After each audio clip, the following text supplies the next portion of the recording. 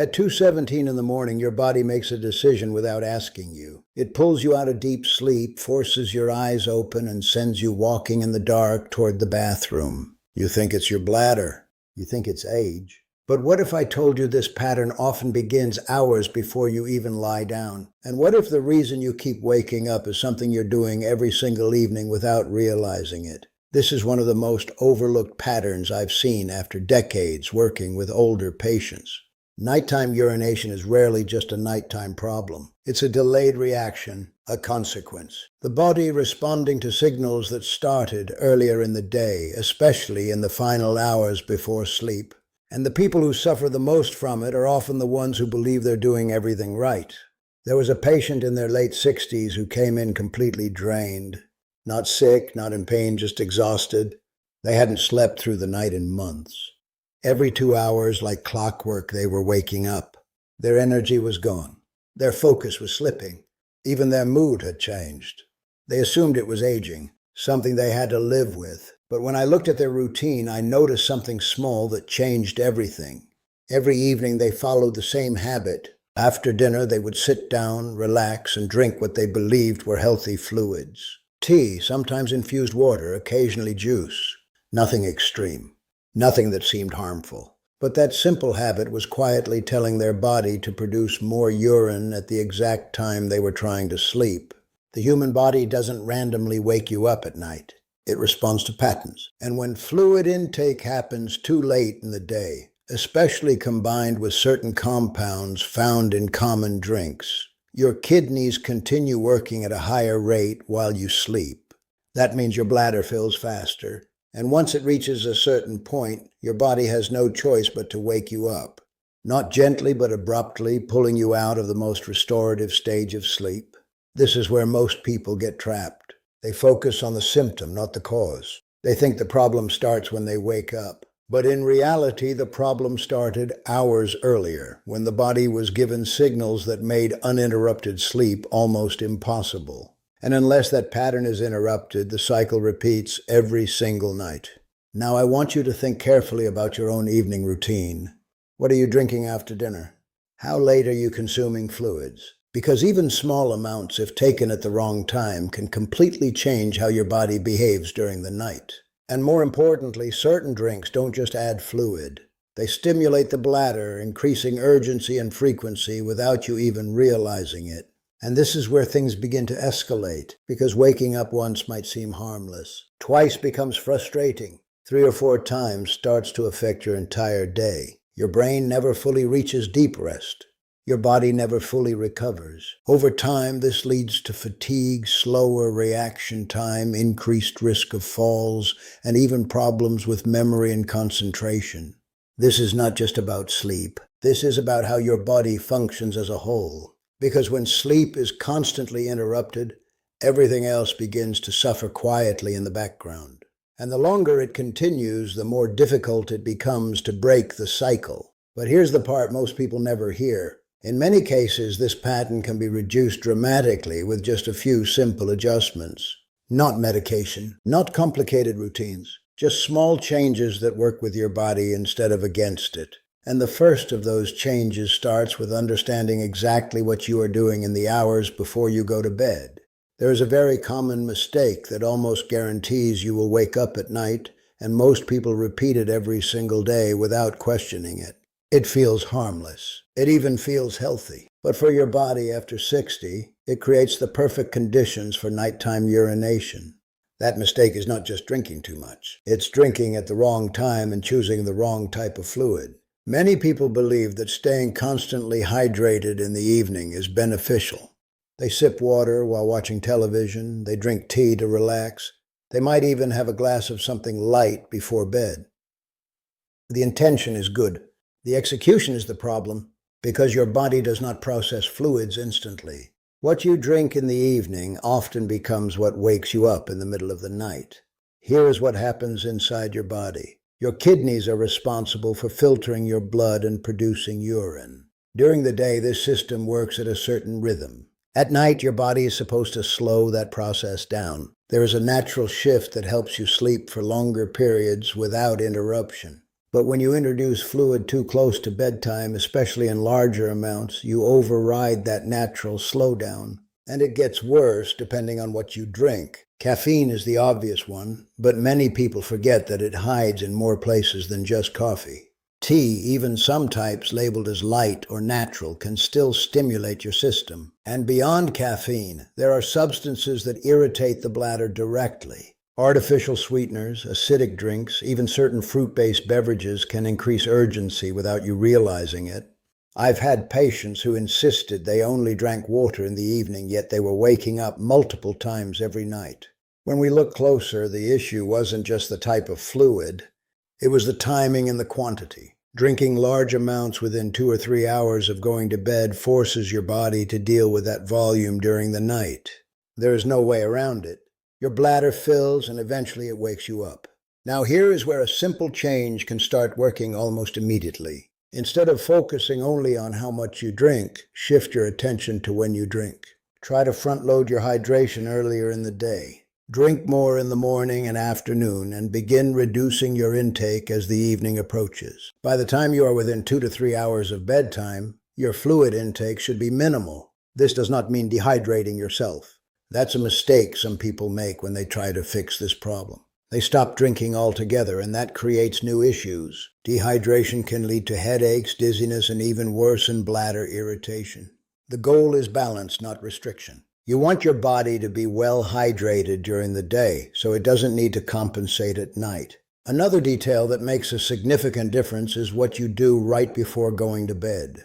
Emptying your bladder once is not always enough. Sometimes waiting a few minutes and trying again can reduce the chance of waking up shortly after falling asleep. It may sound too simple, but this small habit can make a noticeable difference, especially for those who feel like they didn't fully empty their bladder the first time.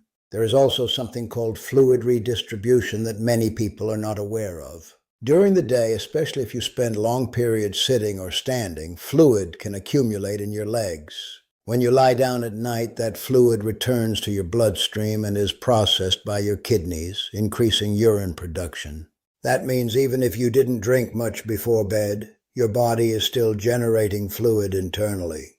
This is why some people wake up even when they believe they've done everything right.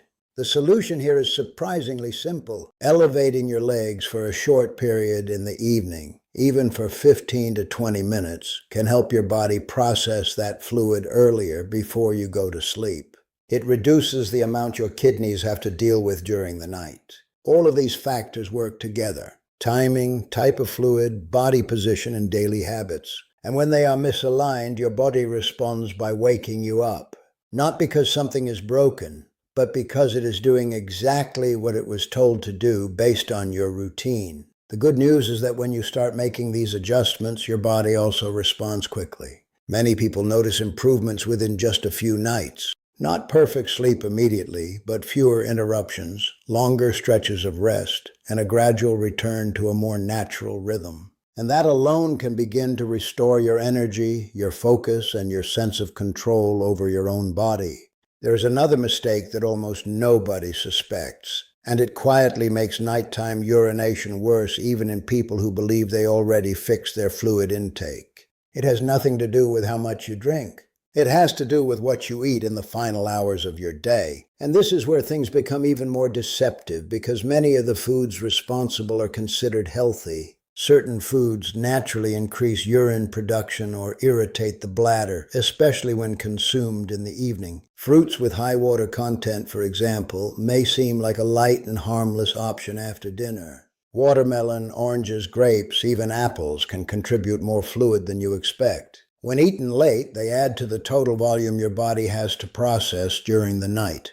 It doesn't feel like drinking, but your body treats it the same way. Then there are foods that stimulate the bladder indirectly. Spicy meals, acidic foods, and even chocolate can increase sensitivity, making your bladder more reactive. That means you may feel the urge to urinate sooner and more often, even if the actual volume is not extremely high. For someone already waking up once or twice, this can easily turn into 3 or 4 interruptions. I've seen patients who were doing everything right with their drinks. They reduced evening fluids, avoided caffeine, followed every recommendation they had heard. And yet they were still waking up. When we looked deeper, the issue was their late-night snack. Something simple like fruit before bed or a small dessert was enough to keep the cycle going. Once that was adjusted, the improvement was almost immediate. There is also another factor that becomes more important as you age. Your body becomes less efficient at handling blood sugar fluctuations. Eating certain foods late at night, especially those high in sugar or refined carbohydrates, can cause your blood sugar to rise and then drop during sleep. That drop can trigger your body to wake up. Sometimes you interpret it as the need to urinate, but the initial trigger was actually metabolic, not just bladder-related. This creates a pattern that feels confusing. You wake up, you go to the bathroom, and you assume that was the cause. But in reality, your body was already awake. The bladder simply gave you a reason to get out of bed. And unless you address the real trigger, the cycle continues. Now, here is something you can apply immediately. Try finishing your last meal at least 3 hours before going to bed. Give your body enough time to process what you've eaten. Avoid foods that are high in water content or that stimulate the bladder during that window. If you feel the need to eat something, keep it light and low in sugar. Something that doesn't push your system into overactivity. Another detail that makes a difference is salt intake. This may sound counterintuitive, but very low sodium levels in the evening can sometimes lead to increased urine production during the night. Your body tries to rebalance fluids, and that can result in more frequent trips to the bathroom. This doesn't mean adding excessive salt, but it does mean maintaining a balanced intake throughout the day instead of drastically reducing it at night. Let me go back to something important.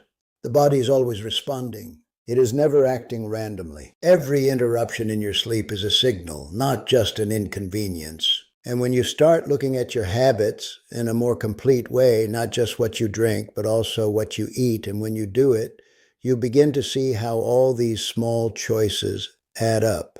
There was a patient who struggled for years with this issue. They tried medication, they tried different routines, nothing seemed to work consistently. When we simplified everything, adjusted meal timing, removed late-night fruit, and stabilized their evening habits, their nights changed. Not overnight, but steadily. Fewer awakenings, deeper sleep, more energy during the day. It wasn't a complex solution. It was a precise one. This is where most people get stuck. They look for a single cause, a single fix. But the body doesn't work that way. It's a system, and nighttime urination is often the result of several small factors working together. When you begin to align those factors, even slightly, the effect becomes noticeable very quickly. And this is exactly why some people continue struggling while others improve. It's not luck. It's not genetics alone. It's awareness and adjustment. The ones who pay attention to these details, who are willing to change small habits, are the ones who regain control over their nights. And once that control starts to return, everything else begins to improve with it. There is a factor that almost no one talks about, and yet it explains why some people do everything right and still wake up in the middle of the night. It has nothing to do with what you drink or what you eat.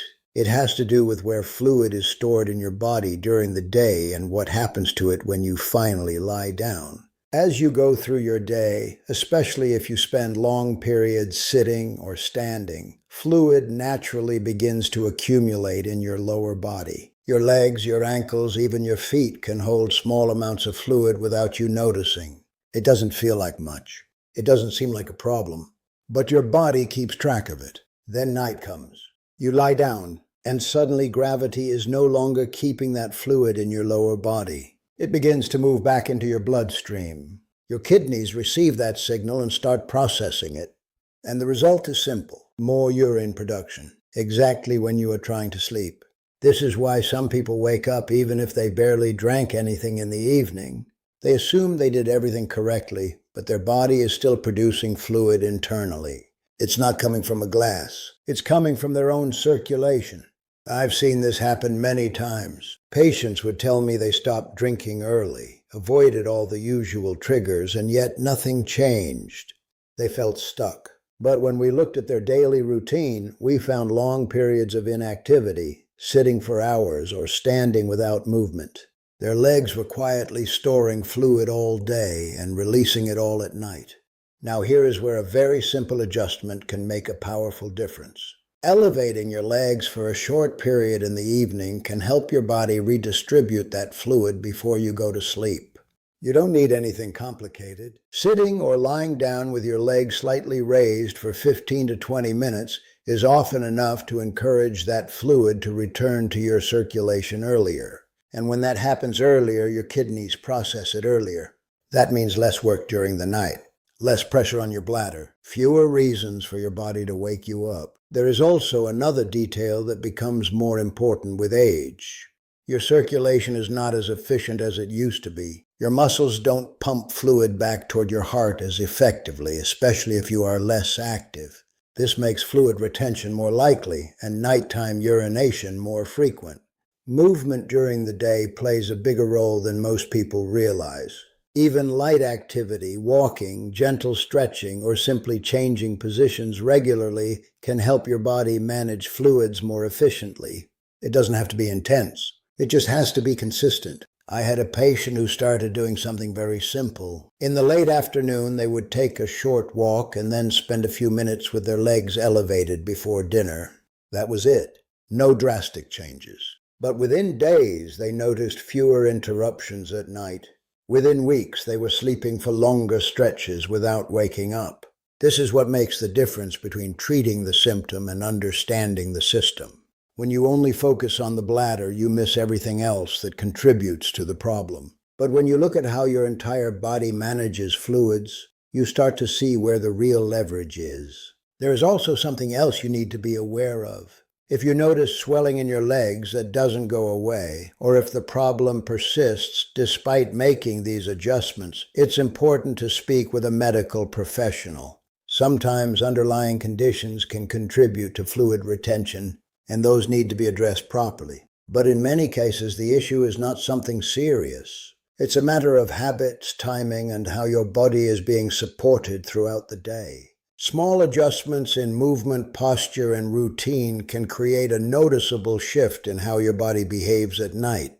This is where everything begins to come together. What you drink, what you eat, how you move, and how your body distributes fluid all interact. And when even one of these factors is out of balance, your sleep is affected.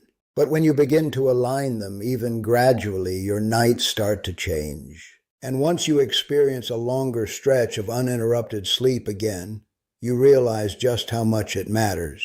Not just for rest, but for your clarity, your stability, and your overall sense of well-being. Because sleep is not just recovery. It is the foundation that supports everything else in your life. There comes a point where you have to decide whether you're going to keep accepting interrupted nights as something inevitable, or if you are going to take control of the small habits that are quietly shaping your sleep.